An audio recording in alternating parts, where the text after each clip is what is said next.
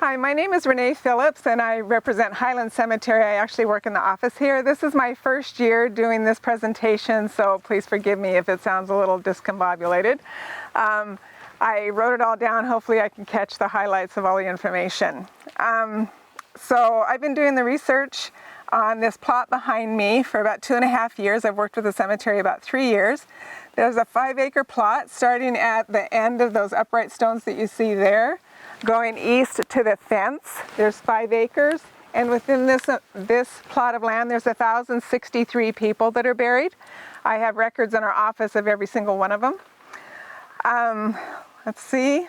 Until 2 years ago, we had no idea that this was the location of Potter's Field used from 1894 to 1946.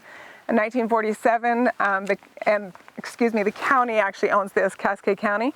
In 1947, Cascade County purchased 500 lots west of our office to then start using for their county burials, and that ended in 1977. With the help of Mr. Gary Campbell from the Genealogical Society, we found information leading to the original land transaction in 1892 between Paris Gibson and their business partners, James and Annie Lewis, and then Cascade County. So Cascade County bought this 5 acres specifically from Paris Gibson. The deed and I actually have a copy of the original deed with me, had the specific description of the location, and our current county surveyor was able to overlay that on a map of Highland Cemetery. So on this deed, it started from the corner. Highland Cemetery's entrance used to be at the corner of Highland Road, and that's why it's called Highland Cemetery. And so people would come in from there, and so the burials began here on the east part of the property and went west. And then in 1911, the Great Falls Cemetery Association incorporated and began using this western part, and so then they changed the entrance, and that's where all of you came in at those stone gates. And then this is no longer in use. Let's see. Since we finally figured out where this is at, and I'll back up just a little bit, that until 2.5 years ago we had no clue. I mean, we knew we had a Potter's Field because all of the information for everybody that's buried in here is in our files, actually in our file room, and they're actually on, I apologize, they're not digital. They're still on the 3x5 cards originally written over 130 years ago with all of the information for the person, whether it was their name, their cause of death, date of birth, date of burial, mother and father's names, mother and father's birthplaces, so cause of death, occupation at the time of death, the physician that attended to them, address, so on and so forth, whether they were married, all of that kind of stuff. So what you would see in an obituary today, but they obviously didn't have things online, so I have all of that information. And it's in a fireproof room, which is wonderful because we had a fire here a couple of years ago and we were glad we were able to keep all of that safe. So with that kind of information, we also use an app called Find a Grave to piece together many of the stories of people out here. If you're not familiar with it, it's a free app and it's actually fascinating. I get lost in it and spend probably too many hours looking at people's stories and their history, but it is fascinating, and I found information even about my own family on that I went, what? I'm not even from here and I have family buried here. It's kind of amazing. So the earliest burial in this section was 1894, the latest was 1946. 45% of that 1,063 are children buried in this 5-acre plot. There were a variety of reasons for one to be buried here. Primarily was that the family could not afford a grave.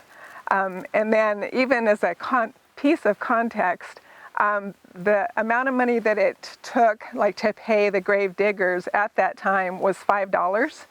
And so people couldn't afford the grave, they couldn't even afford the $5 to bury. And today's prices definitely are higher than that. Other notations for these individuals gave descriptions as colored, Indian, lived at the county poor farm, unknown person, or had no family. And so that helped me understand some of their stories. From a historical point of view, it's been interesting to learn how some of the people passed away. Some died because of their jobs with mining. Most were out at the sand cooling mines, which is about 12 miles as the crow flies that way. Some died from accidents with the railroad. Some drowned in the river. Others met their end in farming accidents. Numerous people succumbed to pneumonia each winter. Other descriptions showed suicide, shot while running from the law, or acute alcoholism. Most of the children's records mentioned stillborn or premature birth. Many of those with the description Indian had the information that they resided on Hill 57 or at the West Side Indian encampment. So in my research, when I was chatting with Norma and Dwight, they had asked, do you have a specific person like that you could represent out of this? And I'm thinking 1,063 people, no. But I did come across a family story, which I was able to piece together and find their history, which is fascinating to me. This particular family had to bury 3 children in this section within 7 years. Their parents were Peter and Georgia Oram. Peter was born in Norway in 1885, and he immigrated to the U.S. when he was 18 years old. Georgia was born in Indiana and moved to Montana to homestead with her family as a little girl. Peter and Georgia were married in 1926 and homesteaded near Rainsford for 16 years. In 1941, another one of their children died at 12 years old. Our records show that when they buried him in a plot owned by Georgia's sister, they disinterred or took the remains of the 3 children that were in here and reburied them with their brother in section 11. The 4 children share a marker to this day. Peter and Georgia passed away in the 1960s with 4 other children still living. Peter and Georgia are buried in Manchester Cemetery, which is west of Great Falls. And those 4 others, 2 of them were buried here in Highland Cemetery. 1 is in Billings, and 1, I'm not sure where that person is buried. So you'll notice these flags over here. There's different colors. This is part of our research that we're continuing to do. Again, we've been at this for about 2.5 years. Last year and then earlier this year, there was a gentleman that came out with ground penetrating radar, and it was his own equipment, and he did some volunteer work for us. And at the time, our question was, which direction are the bodies laid, whether they're this way or this way? Because I have maps of every single section of this cemetery. I have information on every person that's buried in this cemetery, where they're at, what direction, when they were buried, all of that kind of stuff, except for this location. And so we were asking him if he could run his equipment across here and see if there was any consistency, any pattern. And so each one of these blue flags, I think the blue is what represents, is representing kind of the high points, and then there's a divot between it. So we're assuming that that is like a grave in between there.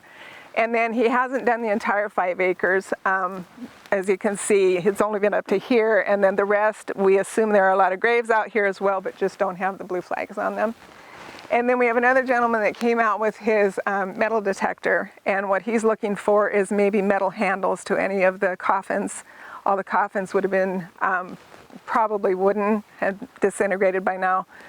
So looking for that. And then I don't remember there was another color, and I don't remember what else they were doing out here. But there's ongoing research. And then one of our projects right now that we're looking at is to find funding to be able to put on an enormous plaque, we're looking like this, and then on poles of everybody's name, 1,063 names out here, because there are no markers, 0, none. And so we want to honor them, and the board of directors here at Highland Cemetery has approved of that already. And so we're looking to get that done. And I have all of those names, unless it was unknown person. So some of it says unknown man found by the river. You know, we don't have a name, we don't have a family, all we have is his burial date, and that he actually, so we want to honor people where they haven't been able to be honored in the past. So that's our ongoing work. And then I was given permission to ask, and especially any of you older people here in this crowd, if you have family members in here, or your neighbor has family members in here, or great grandma has information or whatever, we would love to have more information at our office. And so feel free to, write it down, give us a call, email us, and we'll just keep doing our research. Thank you.